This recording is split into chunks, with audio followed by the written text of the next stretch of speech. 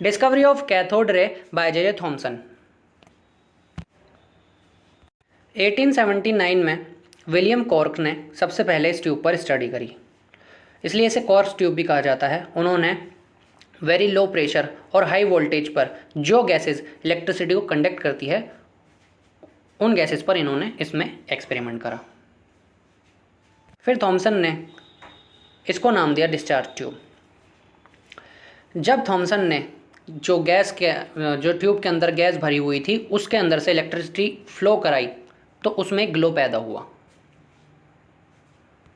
इसे vacuum tube भी कहा जाता है क्योंकि एक वैक्यूम पंप से कनेक्ट होती है जो वेरी लो एयर प्रेशर इस वैक्यूम में बनाता है।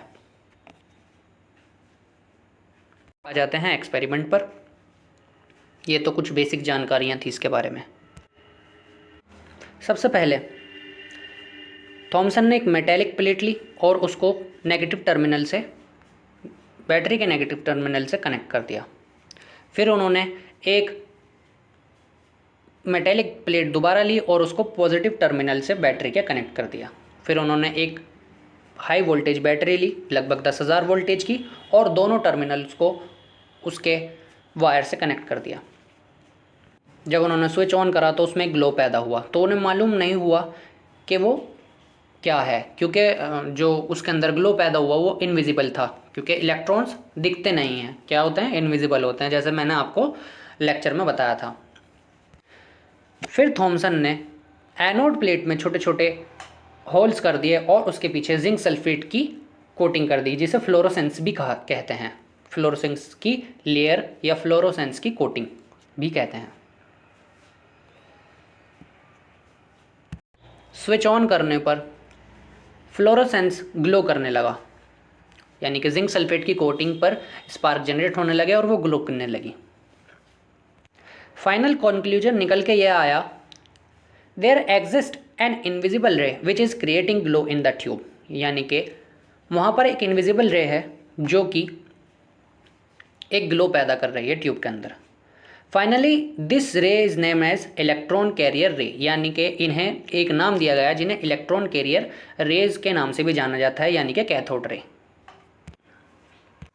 अब देखते हैं, इस बारे में पढ़ते हैं कि ये रे बनती कहते हैं। इस बारे में पढ़ते हैं कि ये रेज बनती कैसे हैं और इन्हें इलेक्ट्रॉन कैरियर नाम क्यों दिया गया। जैसा कि हम सभी जानते हैं एट द टाइम जैसा कि हम सभी जानते हैं कि जिस वक्त जे थॉमसन की खोज इलेक्ट्रॉन की खोज चल रही थी तो उस वक्त डाल्टन की थ्योरी थी, और डाल्टन की थ्योरी ये कहती है कि सभी पार्टिकल छोटे छोटे एटम से मिलकर बने होते हैं। चलिए देखते हैं। ये कोई एटम है, उसके बीच में न्यूक्लियस है जिसमें न्यूट्रॉन और प्रोटॉन होते हैं, जिनकी डिस्कवरी उस वक्त तक नहीं हुई थी, तो इसके अंदर शो नहीं कराएगा। और उसके चारों तरफ ये एक ऑर्बिटल में इलेक्ट्रॉन घूम रहा है, उसके चारों तरफ फोर्स ऑफ अट्रैक्शन की वजह से वो उसके चारों तरफ घूमता रहता है। कुछ वक्त के लिए मान लेते हैं कि ये प्लेट कोई एटम है और उसमें एक इलेक्ट्रॉन न्यूक्लियस के चारों ओर रिवॉल्व कर रहा है। इसको कैथोड एटम मान लेते हैं और इसको एनोड एटम मान लेते हैं। स्विच ऑन करा कनेक्शन का,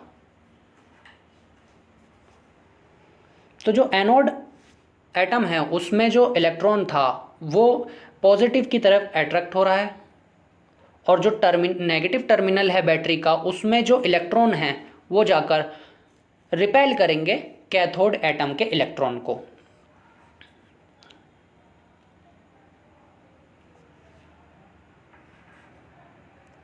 देखिए कैसे कैथोड रे से इलेक्ट्रॉन या कैथोड प्लेट से इलेक्ट्रॉन निकल रहे हैं और वो जा रहे हैं एनोड प्लेट की तरफ। इसी तरह से ये जाकर फ्लोरोसेंट की कोटिंग पर लगते रहेंगे और उसमें एक स्पार्क जनरेट होगा, उसमें एक ग्लो पैदा होगा, और इसी तरीके से थॉमसन ने इनको कैथोड रे नाम दिया। कैथोड प्लेट से निकलने वाली रेस को उन्होंने कैथोड रे नाम दे दिया क्योंकि वो इलेक्ट्रॉन कैरियर होती हैं।